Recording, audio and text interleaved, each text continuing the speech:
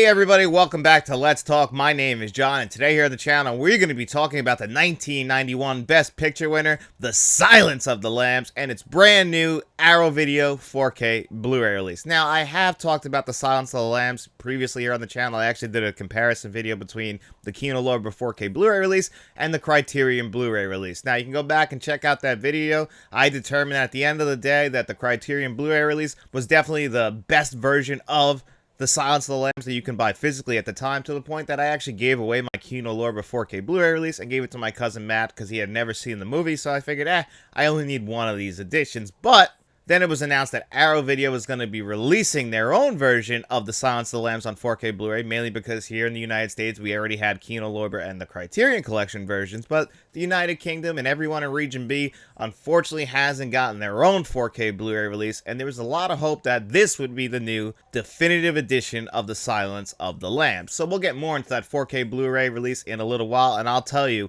which version is better. Is the Criterion version better, or is this new Arrow Video version better, or is it good to just pick up both? We'll talk about that in a little while. Now, I have talked about The Silence of the Lambs a lot here in the past, so this is going to be a quick film review, but I always love to do a film review and just talk a little bit about the movie, so I'll try not to tread the same ground that I did in the past. And let's talk about this movie, which is directed by Jonathan Demme, a fellow Long Islander like myself. Not only did he direct this movie, but he also directed 1993's Philadelphia. And man, the guy was just getting Academy Award after Academy Award, not only for himself, but for his actors, because this movie did sweep the Oscars in 1992. You know, the 1991 Best Picture winner. It also won for Jodie Foster, Anthony Hopkins, Jonathan Demme. I mean, it just took home every award imaginable, and it's well-deserved. And it's crazy, too, because the movie itself originally premiered in January of 1991, so it had to go over a full year until we got to the Academy Awards show, where it actually ended up sweeping the Oscars. In a world like today, that doesn't happen very often. You know, we saw Everything Everywhere All at Once. That came out in the springtime of the year. It ended up winning Best Picture, but for the most part, the Best Picture winner comes out in that, like, September, October, November range. You know, some of the movies don't even come out to wide release until the year of the Academy Awards.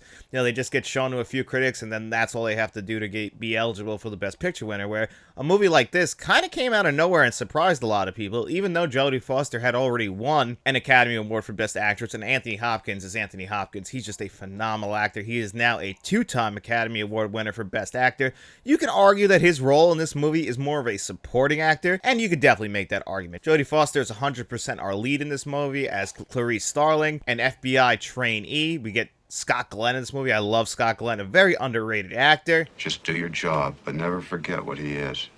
And what is that? Oh, he's a monster. Ted Levine, very underappreciated for his role in this movie as Buffalo Bill, because despite everyone always thinking of Hannibal Lecter when it comes to The Silence of the Lambs and thinking of Anthony Hopkins as Hannibal Lecter, this wasn't the first on-screen appearance of Hannibal Lecter. Actually, in Michael Mann's Manhunter that came out quite a few years before this, that was the first time we ever saw Hannibal Lecter, and I believe that was the first time anyone had ever seen Brian Cox. I believe he was just a stage actor at the time, so that was the first time a lot of people were introduced to Brian Cox, a very famous actor at this point. A lot of people just saw him give one of his defining roles in Succession, which is one of the greatest shows ever. I personally didn't love the show, mainly because it kind of gave me PTSD of working for corporations and how heartless they can be, but Brian Cox was perfect in there, and he was the first guy to play Hannibal Lecter. And then, of course, we ended up getting this movie a few years later. Manhunter actually ended up getting remade as Red Dragon, and that brought back Anthony Hopkins in the role of Hannibal Lecter, because when most people think of Hannibal Lecter, they're going to think of Anthony Hopkins, and it's because of this movie right here.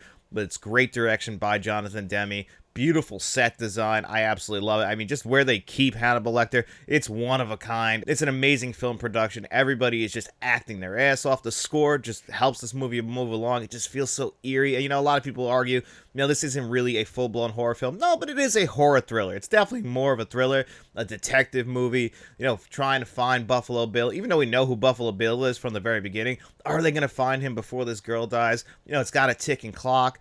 It all works so well. Jonathan Demme, I just love the way he shoots his movies, you know, with those extreme close-ups where the actor has to talk right into the camera. It's another reason why I love Philadelphia so much. He just has a certain style that I think is very underappreciated, but obviously it isn't, because this did win the Best Picture. I said in my original review, this is a 10 out of 10 film, so even if you don't want to check out one of its physical media releases, I can highly recommend the movie The Silence of the Lambs. I do not think you'll be disappointed. Just one more thing. Love your suit. So today we're going to be talking about the brand new Arrow Video 4K Blu-ray release. Now, if you live in the United States like myself, you would have had to get this imported. That's exactly what I did. I got this from Diabolic DVD. You know, got here the day before release. Can't have any complaints about Diabolic DVD. I really love what they do. Them and the Atomic Movie Store, they're my two main sources for buying physical media, especially if I'm going to be importing it. I had to get this one because, you know, a lot of us were complaining about the Kino Lorber 4K Blu-ray release. You know, you guys heard me in my original review of that. I said, you know, it just doesn't look that great. I think the HDR and Dolby Vision it wasn't done correct, especially in the first 20 minutes. That's what a lot of people will argue, is the color timing is off. So we were all hoping they would fix that with this. I was not sure if this was going to be a new scan or not, and I'm still pretty sure it's not a new scan. I'm pretty sure they're still using the same scan from 2018 that they used on this Criterion Blu-ray release. They said the new 4K scan was done for this, and it was approved by the cinematographer Tosh Fujimoto. So, you know, they gave the stamp of approval on that, and I think it looks better on that Criterion Blu-ray over the Kino Lorber 4K Blu-ray release. But I do think that this new Arrow Video 4K Blu-ray release is going to be the best looking visually. But before we get into that, let's actually look at this Arrow Video release, because as far as the packaging goes, it really surprised the hell out of me. First of all, you can get an alternate version of this slipcover on the Arrow Video exclusive site, but because I live in the United States, they don't actually ship to the United States, so I was only able to get this version, and that is completely fine. I prefer it to have the original movie poster on it, even though that alternate artwork is also a poster they were using at the time.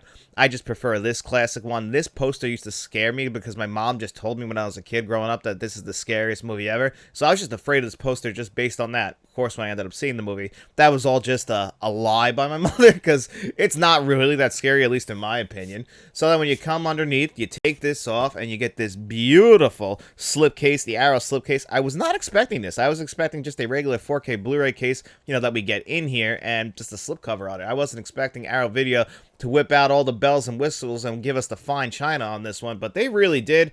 I love them for it. And then, of course, inside here, you get some great reading material with the good paper stock, you know. Smells amazing.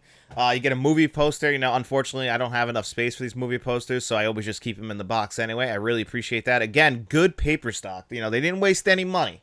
They spared no expense. And then you come over here, and of course, if you guys know anything about, you know, these kinds of movies, there is alternate artwork under here. So even though you have the same artwork on the front, you could switch to that red and blue artwork, which is what I always do, so you have the best of both worlds. So then it ends up looking like this in the end, which, you know, again, I get the original movie poster on the front, on the box, and then over here on the 4K Blu-ray box, I get the red and blue one, which, you know, again, I prefer the white box itself and the original movie poster, but still, looks pretty cool, and I get the best of both worlds. Then when you come inside, it's a one-disc set, which Arrow Video has been doing this a lot lately, and it always impresses me how much they actually get onto that 4K Blu-ray disc. There are so many different extras on here. Also, right here, you'll have some poster cards and everything. You'll have some postcards and everything. So again, they spared no expense. They gave us everything we could hope for in an Arrow Video release. It really does feel like they put everything into this one, and I really appreciate it. Now, what about those extras? So there are some new extras. There's a brand new commentary track to go along with a previously released commentary track.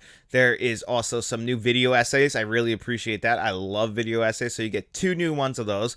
All the deleted scenes and everything, that had already been previously released on the Criterion release, and then of course it was also, I believe, on the Kino Lorber 4K Blu-ray release. Now, what Criterion has different are the making of documentaries, because those are really exclusive to the Criterion release, because I believe they produced it, so you're not going to get that on here. You will get interviews and everything on here. You'll get a lot of previously released featurettes, including the 1991 making of documentary, which is literally only 8 minutes long.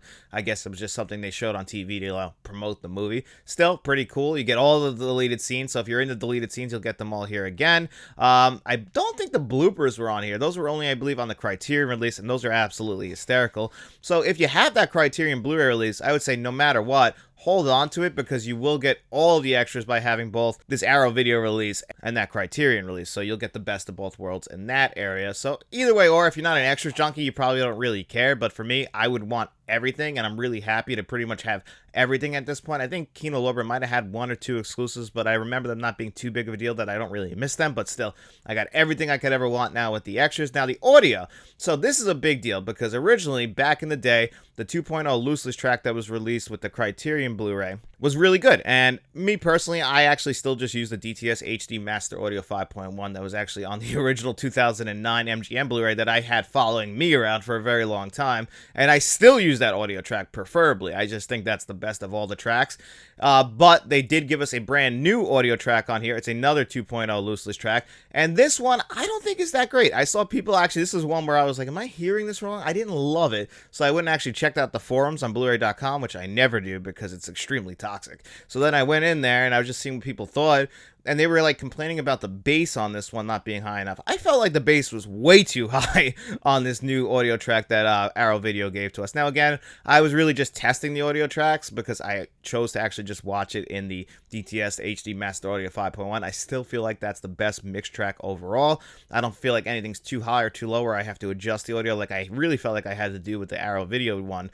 So, unfortunately, I do feel like this new Arrow Video audio track that they're promoting is not that great, but I wasn't going to use that track anyway, and I don't know if a lot of people are planning to, but if you do, I still feel like that 2018 Criterion audio track, if you want to go the 2.0 route, is the best of them, whereas I feel like overall, the DTS HD Master Audio 5.1 is truly the best of them. And now, last but not least, what about those visuals? That's what everybody wants to know. Do they fix the color timing? And yes, they do. They fix the color timing from that Kino Lorber 4K Blu-ray. It aligns up more with the Criterion Blu-ray release as far as the color timing goes, and it was really only an issue in, like, I believe the first 20 minutes, people said, but either way, I do feel like whatever they're doing here with the Dolby Vision and HDR10 is the best this movie has looked. This is exactly what I wanted the movie to look like originally when I got that Kino Lorber 4K Blu-ray release. So even if it's not a new scan, whatever they did to adjust the HDR, they did a great job with it because now the colors look a lot more fuller. I went back and looked at the Criterion Blu-ray and compared certain scenes, like at the very end of the movie when we see Hannibal Lecter, you know, he's in the, and he sees Dr. Chilton and everything like that. You know, there's Christmas lights in the background, and your eyes probably don't get drawn to them, but they will now. I guarantee it. You'll be like, holy shit, that's very colorful. Very early in the movie, when Clarice is running in the woods and she gets approached by the FBI training guy, and he's wearing that yellow vest. The yellow vest probably didn't stick out much, but now it does, because whether you watch it in Dolby Vision or HDR10, it just pops off the screen a lot more now because the colors are brighter, they're more vivid, they're bolder, I would say. I would say they're definitely more dense. You don't feel like it's a very flat movie, even though the movie itself is very muted when it comes to colors. It's very flat in general, a lot of like dark greens, beiges, grays. You know, we're dealing with the FBI here. But when we do get those colorful moments, they are very significant now on this Arrow Video 4K Blu-ray release, whereas I feel like Kino Lorber really missed the boat on that, where I just feel like they took that new scan and they just found a way to mold it into this perfect scan as far as the visuals go with this Arrow Video 4K Blu-ray release. So any which way I'll be watching the movie now, my definitive edition as far as the film goes will be with this Arrow Video 4K Blu-ray release, because this is the best way to watch it with the visuals. Watch it with that DTS HD Master Audio 5.1 that's been following it around. Now the extras, you get the best of both worlds. If you have that Criterion Blu-ray release, I would say, hey, why don't you hold on to it and pick up this Arrow Video 4K Blu-ray release and watch the movie on that, and then this way you have all of the extras. There's no reason to get rid of it. But if you have that Kino Lorber 4K Blu-ray release, that's the one you get rid of. Upgrade to this Arrow Video 4K Blu-ray. Now, you won't get it here in the United States because Kino Lorber clearly has the rights to it, and Criterion definitely still has some rights to release this Blu-ray because you could buy it on their website right now. But either way, or the definitive edition now, as far as just watching the movie, in my opinion, is this Arrow Video 4K Blu-ray release. I am very happy I picked it up. I didn't mind paying the extra money to import it. It just really meant a lot to me to have one of my favorite films on 4K Blu-ray in the best condition possible, and that's exactly what Arrow Video gave us. And I would give this 4K Blu-ray a really solid score of a 9 out of 10. Pick this one up if you're a fan of The Silence of the Lambs, but even if you're not, check out the movie anyway. Maybe you'll enjoy it this time around. And that's going to probably do it here for us on another episode of Let's Talk. I hope you guys enjoyed this episode, and if you did, don't forget to hit that like button, hit that subscribe button, turn notifications on. We have channel memberships. We have a Friends of the Channel tier, a Producers tier, where you're going to find John Doe Juggalo and Jason Martin. We also have a Directors tier, where you're going to find Frank from Frank's Media and Reviews, and Mr. Smelly Potato. John Doe Juggalo and Frank from Frank's Media Reviews have great YouTube channels. They're also just all around great guys. Go give them a subscribe, and I promise you, you won't regret it. But if you got no money to throw away, don't you worry about it at all. All we hope is that you enjoyed this video, and if you did, get out in those streets, tell your friends about us, and then we'll be seeing you around.